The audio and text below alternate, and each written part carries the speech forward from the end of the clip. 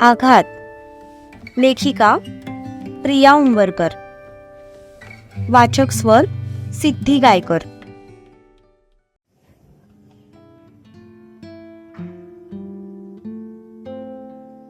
दुपारपर्यंत सगळं ठीक होतं, पण दुपारनंतर शिवाचं डोकं दुखायला लागलं. त्यात त्याच्या बॅक टू बॅक 2 मीटिंग्स होत्या. त्यामुळे आता तर त्याचं डोकं फुटायची वेळ आली होती. लंच ब्रेकची वेळ झाली होती, पण अजूनही तारा त्याचा लंच घेऊन आली नव्हती. ते बघून तो चिडला, कारण त्याला टॅबलेट घ्यायची होती आणि जेवल्याशिवाय तो ती घेऊ शकत नव्हता. त्याने समोरचा लँडलाईन उचलला आणि ताराला कॉल केला. पण फोन रिंग व्हायच्या आतच तिने दरवाजा उघडून आत येऊ का असं विचारलं. कम इन, तो वैतागलेल्या एक्सप्रेशननेच तिला म्हणाला. ती आत आली आणि तिच्या पाठोपाठ एक पिऊन त्याचा लंच घेऊन आत आला. तिने तो सगळा लंच त्याच्या टेबलवर ठेवला आणि त्याला जायचा इशारा केला. तसा तो पिऊन निघून गेला.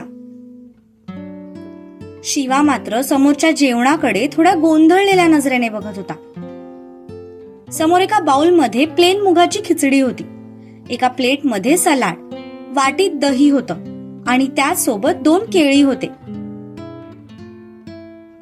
हे सगळं काय? तो तिच्याकडे बघत म्हणाला. तुमचा लंच, तिने निर्विकार चेहऱ्याने उत्तर दिलं. व्हॉट? मी बाप जन्मात कधी मुगाची खिचडी लंच मध्ये खाल्लेली नाहीये. हे सगळं घेऊन जा आणि प्रॉपर थाळी घेऊन ये. भुकेने डोकं दुखतंय माझं, तो तिच्यावर रागवत म्हणाला. डोकं भुकेने नाही, ऍसिडिटीमुळे दुखतंय. मी एक काम करते, ही खिचडी घेऊन जाते आणि 2 प्लेट मिसळ घेऊन येते विथ एक्स्ट्रा तरीवाला रस्सा. आणू का? ती त्याच्याकडे बघत उपहासाने म्हणाली. आधीच त्याचं डोकं दुखत होतं, त्यात तिचा टोमणा ऐकून त्याचं डोकंच सटकलं. तो रागात उठला आणि तिच्या जवळ जात तिच्या दोन्ही दंडांना जोरात दाबत म्हणाला. पियेस ना माझी, मग तेच बनून राहा. उगाच बायको असल्यासारखी वागू नकोस. आणि हे मी तुला शेवटचं सांगतोय. त्याच्या अचानक जवळ येण्याने ती थोडी गोंधळली होती, पण घाबरली मात्र नाही. शिवराज सर, हे तर मी तुम्हालाही म्हणू शकते. तुम्ही माझे बॉस आहात, त्यामुळे उगीच नवरा असल्यासारखं माझ्यावर हक्क गाजवू नका. लीव्ह माय हँड, ती त्याच्या डोळ्यात बघत म्हणाली. तसं त्याने तिचे हात सोडून दिले. त्याला तिचा भयंकर राग आलेला होता. आता तिच्या जागेवर जर एखादा मुलगा असता तर केव्हाच त्याच्या एखादी कानफाटात पडली असती. पण ती मुलगी होती म्हणून वाचली होती. मनातला सगळा राग गिळत तो तिच्यावर रागीट कटाक्ष टाकून बाहेर निघून गेला. मिस्टर प्ले बॉय, तुला तर मी आता सुत्तासारखं सरळ करूनच राहीन, तारा स्वतःशीच म्हणाली आणि ते जेवण तिथेच व्यवस्थित झाकून तिच्या डेस्कवर निघून गेली. शिवा तिथून निघाला ते डायरेक्ट कंपनीच्या कॅन्टीन मध्ये आला. पण तिथल्या वासाने त्याला अजूनच मळमळल्यासारखं झालं. त्यामुळे तो पुन्हा त्याच्या केबिन मध्ये आला आणि त्याने सरळ वॉशरूम गाठून उलटी केली. तेव्हा कुठे त्याला थोडं बरं वाटलं. नॅपकिनने चेहरा पुसत तो बाहेर आला आणि त्याच्या चेअरवर जाऊन बसला. त्याने समोर पाहिलं तर टेबलवर जेवण अजूनही झाकलेलं होतं. त्याने पाण्याचा ग्लास उचलून तोंडाला लावला. थोडं रिलॅक्स झाल्यानंतर त्याला थोडं बरं वाटू लागलं. उलटी केल्यामुळे डोकं सुद्धा हळूहळू दुखायचं थांबलं होतं. पण आता त्याला प्रचंड भूक लागली होती. कॅन्टीन मध्ये जायची त्याची इच्छाच उरली नव्हती. म्हणून त्याने समोरच्या जेवणावरच्या प्लेट्स काढून टाकल्या आणि खायला सुरुवात केली. भूक लागल्यावर सगळंच जेवण टेस्टी वाटायला लागतं, या उक्तीप्रमाणे त्याला आज खिचडी सुद्धा टेस्टी वाटत होती. त्याने ते सगळं जेवण संपवलं आणि तो पाणी प्यायला. जेवल्यानंतर त्याला बरं वाटायला लागलं. थोडा वेळ तो तसाच डोळे मिटून पडून राहिला.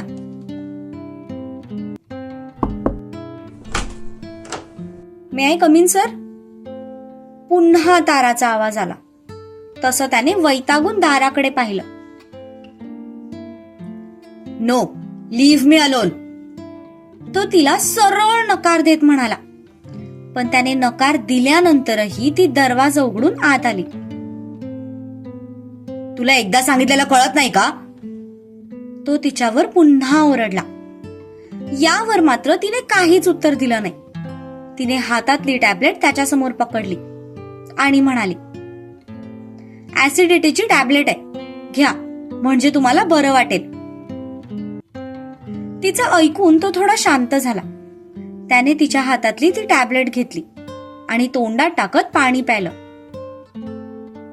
ती बाहेर गेली आणि एका मुलाला बोलवलं. त्या मुलाकर्वे तिने सगळ्या प्लेट्स बाहेर न्यायला लावल्या आणि टेबल क्लीन केलं. हे सगळं करताना तो शांतपणे तिच्याकडे बघत होता. अंगावर एक साधासा पंजाबी ड्रेस, ज्याची धड ओढणीही तिला नीट सांभाळता येत नव्हती. पण काम मात्र ती अगदी चोख करत होती. त्याला काही बोलायची संधीच देत नव्हती. आय जस्ट कांट बिलीव्ह की एका अनुभव नसलेल्या मुलीला एवढं सगळं नॉलेज कसं काय असू शकतं. मला वाटतं हिने नक्कीच या आधी पण कुठेतरी काम केलेलं असावं. कामात खरंच हुशार आहे, फक्त नको तिथे शहाणपणा दाखवते. तो तिच्याकडे बघून मनातच बडबड करत होता. सर, आता 1 तास तुम्ही आराम करा.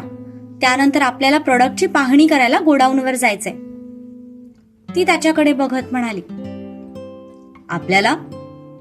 तो प्रश्नार्थक नजरेने तिच्याकडे बघत म्हणाला. हो, तिने शांतपणे उत्तर दिलं. अक्षय येईल माझ्यासोबत, तुला यायची गरज नाहीये. तो म्हणाला. सर, तुम्ही विसरले असाल तर आठवण करून देते की अक्षय सर आज लीव्हवर आहेत, त्यामुळे तुम्हाला आता माझ्याशिवाय पर्याय नाही. ती म्हणाली. तसा तो मनातच चिडला.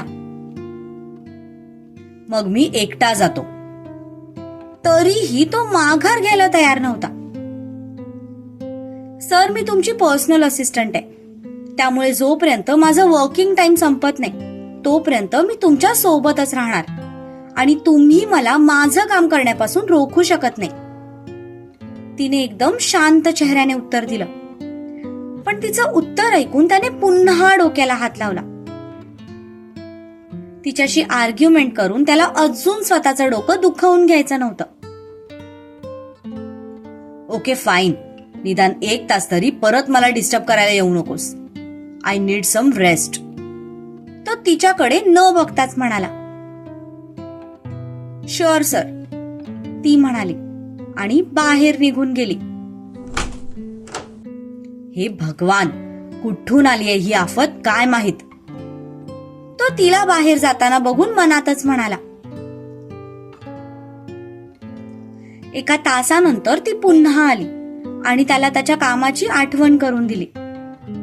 त्याने रागातच तिच्याकडे पाहिलं.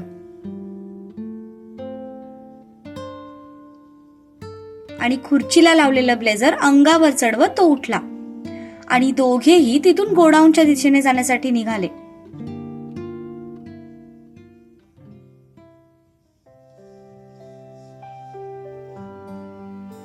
संध्याकाळी सत्यजितने आज सगळ्या मीटिंग थोड्या लवकरच आटपून घेतल्या होत्या, कारण आज तिला घेऊन तो महालक्ष्मीच्या दर्शनाला जाणार होता. त्याचं सगळं काम आवरलं तसं त्याने दुर्वाला कॉल केला.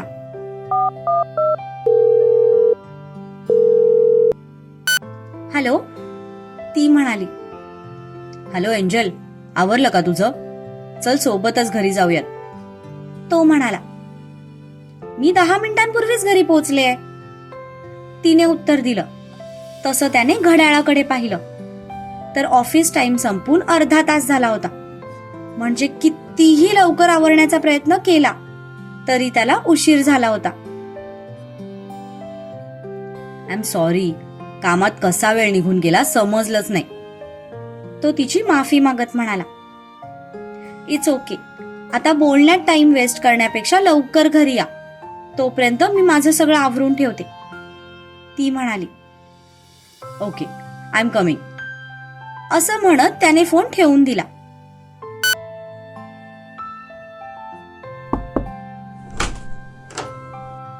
आत येऊ का ग सुनबाई?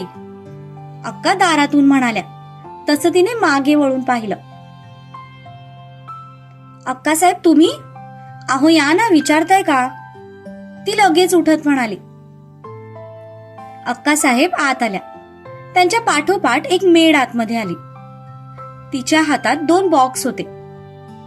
अक्का साहेबांनी तिला ते सामान बेडवर ठेवायला लावलं. दोन्ही बॉक्स तिथे ठेवून ती मेड बाहेर निघून गेली. अक्का साहेब, हे सगळं काय? दुर्वा त्या बॉक्सकडे बघत म्हणाली. तुझ्यासाठी हाय. असं म्हणत अक्कासाहेब बेडवर बसल्या. त्यांनी दोन्ही बॉक्स ओपन केले. पहिल्या बॉक्समध्ये हिरवी पैठणी होती आणि दुसऱ्या बॉक्समध्ये सोन्याचा नेकलेस, कानातले आणि बांगड्या होत्या. अक्कासाहेब, अहो कशाला आणलं हे सगळं? आधीच माझ्याकडे खूप साड्या आहेत आणि दागिने सुद्धा आहेत. खरं सांगू तर मला दागिने घालायचा खूप कंटाळा येतो. ती बारीक चेहरा करत म्हणाली. तसं अक्कासाहेबांना हसूच आलं. आजकालच्या मुलींना हे सगळं आवडत नाही हे त्यांना माहित होतं. मला माहिती आहे तुझ्याकडं समद सामान हाय, पण तरी बी मी हे घेऊन आले हाय. त्याचं कारण म्हणजे ही साडी आणि हे दागिने खूप खास आहेत आणि या घरची मोठी सून म्हणून यावर आता तुझा अधिकार हाय. बोलताना अक्कासाहेबांचे डोळे थोडे पाणावले होते. काय झालं अक्कासाहेब? तुमच्या डोळ्यात पाणी? ती त्यांच्या शेजारी बसत म्हणाली. ही साडी आणि हे दागिने तुझ्या सासूचे म्हणजे सत्याच्या आईचे आहेत. माई म्हणायचे समधी तिला. अगदी तुझ्यासारखीच होती बघ, सुंदर, सुशील, संस्कारी, पण वेळ पडल तेव्हा धडाडीने उभी राहणारी. घरातली मोठी सून म्हणून सगळ्या जबाबदाऱ्या नेटाने पेलायची बघ. मला कधीच कशात लक्ष घालायची गरजच पडली नाही बघ. पण म्हणतात ना, जो आवडे सगळ्यांना तोची आवडे देवाला, तसंच काहीसं झालं. शिवा झाला आणि एकाच वर्षात ती समद्यांना सोडून निघून गेली. सत्याला तरी त्याच्या आईचा चेहरा थोडाफार आठवतो अगं, पण माझ्या शिवाला त्याची आई आठवतच नाही. अंगावरचं पीत होतं ग पोरग, पण आईचं दूध पण त्याच्या नशिबात नव्हतं. जेव्हापासून त्याला कळायला लागलं तेव्हापासून मलाच तो आई मानत आला. पण खरं सांगू, आईची ओढ त्याच्या डोळ्यात अजून बी दिसते बघ मला. तो माझ्यासोबत आजी म्हणूनच वागतो, आजी म्हणूनच मस्करी बी करतो. पण जसं सत्या आणि सूर्या हक्काने माझ्या जवळ येऊन अक्का मालिश करून दे म्हणून माझ्या मागे लागतात, तसं शिवाय येत नाही. समदे त्याला खूप बिघडलेलं समजतात, पण त्याला बी कारण हाय. सत्याची आई गेली तेव्हा सत्य 4-5 वर्षांचा होता. फोटो पाहिलं की निदान त्याला तिचा चेहरा तरी आठवतो. सूर्याची आई गेली तेव्हा सूर्या पण बराच मोठा होता, त्याला पण त्याची आई आठवते. पण माझ्या शिवाला आई कशी असते ते माहीतच नाही. आईचे संस्कार, आईचं प्रेम काय असतं ते माझ्या लेकराला माहीतच नाही. तुला खरं सांगू, तो तुझ्यात त्याच्या आईला शोधत असतो बघ. जेव्हा त्याने तुला पहिल्यांदा पाहिलं होतं ना, तेव्हा तो माझ्याजवळ येऊन खूप रडला होता. म्हणला, अक्का, वहिनी अगदी माईसारखी दिसते. माझी माई पण अशीच होती का ग? त्याने तिला कधी पाहिलं नव्हतं बघ. तिचे फोटो बघून तो लहानाचा मोठा झाला. त्या दिवशी पहिल्यांदा मला जाणवलं की मी फक्त आजी म्हणून त्याला प्रेम देऊ शकले, पण आई म्हणून कुठेतरी कमी पडले बघ. म्हणून माझी अशी इच्छा आहे की आईचं ते प्रेम आता तू त्याला द्यावं. मला माहिती आहे हे करणं तुझ्यासाठी सोपं नाही, पण माझ्यासाठी प्रयत्न कर ग. लय जीव तुटतो बघ त्याला असं बघून. समजे त्याला घालून पाडून बोलतात. मान्य आहे, तो काम बी तशीच करतो, पण मनाने वाईट नाही ग. सत्या त्याच्या परीने खूप प्रयत्न करतो त्याला सावरायचा, पण प्रत्येक गोष्टीत तो बोलू शकत नाही. एक आई जितक्या हक्कानं आणि प्रेमानं आपल्या मुलाला समजावते ते कोणीच करू शकत नाही. हे दागिने आणि ही साडी माईची हाय. आज मी घरातली मोठी सून म्हणून ही जबाबदारी आता तुझ्यावर टाकते आणि माझी खात्री हाय की तू समद व्यवस्थित सांभाळशील. फक्त एक विनंती हाय, शक्य झालं तर माझ्या शिवा आणि सूर्याला आईचं प्रेम दे. पैसा भरपूर हाय ग घरात, पण सुख नाही. कारण बाईशिवाय कुठल्या बी घराला घरपण येत नाही. मी पण आता म्हातारी झाले हाय, नाही जमत सगळीकडे लक्ष द्यायला. कधी कधी माझ्या लेकरांना असं एकटं बसलेलं बघून जीव तुटतो ग माझा. म्हणून आता माझी अशी इच्छा हाय की या घरात येणाऱ्या तिन्ही बी सुना मिळून मिसळून राहाव्यात. म्हणूनच आता या घराला एकत्र बांधून ठेवायची जबाबदारी मी तुझ्यावर सोपवते हाय. करशील ना माझ्यासाठी एवढं? अक्कासाहेब तिचा हात हातात घेऊन म्हणाल्या. बोलताना त्यांचा आवाज गहिवरला होता, डोळ्यात पाणी जमा झालं होतं. स्वतःच्या नातवांसाठी त्यांचा किती जीव तुटतोय ते त्यांच्या आवाजावरूनच कळून येत होतं. अक्कासाहेब, माई कशा होत्या मला माहित नाही, पण जसं तुम्ही वर्णन करताय त्यावरून त्या नक्कीच खूप चांगल्या असतील. तुम्ही खूप मोठी जबाबदारी देताय माझ्यावर. आता मला ते कितपत जमेल मला माहित नाही, पण मी तुम्हाला शब्द देते की माझ्या परीने मी पूर्ण प्रयत्न करेन. जसं तुम्ही इतकी वर्ष या घराला प्रेमाने जपून ठेवलं, बांधून ठेवलं, तसंच मी पण माझ्या परीने पुरेपूर प्रयत्न करेन या घराला एकत्र बांधून ठेवण्याचा. ती त्यांच्या हातावर हात ठेवत म्हणाली. तसं अक्कासाहेबांच्या चेहऱ्यावर हसू आलं. माझी खात्री हाय तू ते करशील. मला अजून एक तुला सांगायचं होतं. जेव्हा मला कळलं ना सत्याने तुझ्यासोबत ते दुष्कृत्य केलंय, त्या क्षणाला मला लई राग आला होता. मी तर त्याला घरातून बाहेर सुद्धा काढणार होती, पण त्याआधी मला तुझी माफी मागायची होती. पण मी तुला पहिल्यांदा पाहिलं आणि पाहतच राहिले. तुझ्यात मला माईची छबी दिसली आणि तेव्हाच मनाने कौल दिला बघ की हीच ती मुलगी हाय जी माझ्या घराला सावरू शकते, जी माझ्या माणसांवर प्रेम करू शकते आणि कधी वेळ पडलीच तर घरावर येणारं संकट अगदी हिमतीने तोलू शकते. त्या क्षणाला मी स्वार्थी झाले आणि म्हणून मी तुझ्या आणि सत्याच्या लग्नाचा प्रस्ताव तुझ्या समोर ठेवला होता. अक्कासाहेब दिलगिरी व्यक्त करत म्हणाल्या. खरं तर आम्ही तुझे गुन्हेगार आहोत. तू जे काही भोगलंस ते फक्त या घराच्या दुश्मनीमुळे भोगलंस आणि ही सल मनात कायम टोचत राहते बघ. अक्कासाहेब डोळ्याला पदर लावत म्हणाल्या. अक्का हो काय बोलताय? जे झालं त्यात तुमची किंवा या घराची काहीही चूक नव्हती. तो माणूसच विकृत होता. स्वतःच्या एका गैरसमजामुळे त्याने कित्येक आयुष्य बर्बाद केली आणि त्याचीच शिक्षा त्याला मिळाली. ते दिवस जरी आठवले ना तरी खूप त्रास होतो मला. पण आता मी ठरवलंय की एक वाईट स्वप्न समजून ते सगळं विसरून जायचं. माझ्याकडे तुमच्यासारखी प्रेमळ माणसं आहेत. सत्यजित सारखा प्रेम करणारा नवरा आहे. हे घर आहे. मग एवढं सगळं असताना मी का त्या वाईट दिवसांचा विचार करू? ती म्हणाली. तिच्या चेहऱ्यावरचा निश्चय बघून अक्कासाहेबांनाही समाधान वाटलं. अशीच खुश राहा पोरी, त्या तिच्या डोक्यावरून हात फिरवत म्हणाल्या. बरं आता तू आवर. मी शीलाला नैवेद्य करायला लावलाय. जाताना तेवढं ओटीचं सामान आणि नैवेद्य न्यायला विसरू नकस.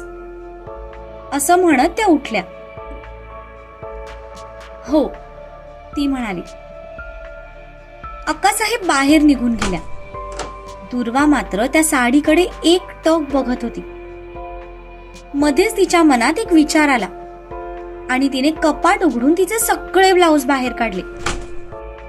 एक एक करत त्या साडीला ती तो ब्लाऊज लावून बघू लागली. त्यातला एक ब्लाऊज थोडाफार त्या साडीवर मॅचिंग झाला. तसं तिच्या चेहऱ्यावर प्रसन्न हसू उमटलं.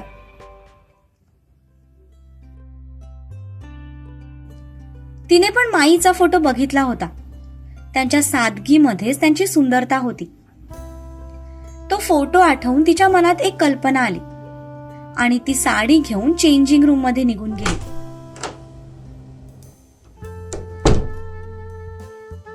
साडी नेसून ती बाहेर आली. आरशासमोर येऊन उभी राहिली. स्वतःला बघताच तिला खूप छान वाटलं. तिने सगळे फॅशनेबल ज्वेलरी ठेवून दिली आणि माईंचे दागिने हातात घेऊन एक एक करत घालू लागली. गळ्यात नेकलेस, त्यावर ते सोन्याचे कानातले, हातात पाटल्या आणि गळ्यात फक्त एक काळं मणी मंगळसूत्र. मेकअपच्या नावाखाली फक्त पावडर, डोळ्यात काजळ आणि हलकीशी लिपस्टिक. केसांची सागर वेणी घालून एका बाजूला घेतलेली आणि कपाळावर थोडी मोठ्या साईजची टिकली. सगळं आवरून तिने आरशात स्वतःला पाहिलं आणि तिची स्वतःशीच नव्याने ओळख झाली. स्वतःला बघून तिच्या चेहऱ्यावर छानसं हसू उमटलं.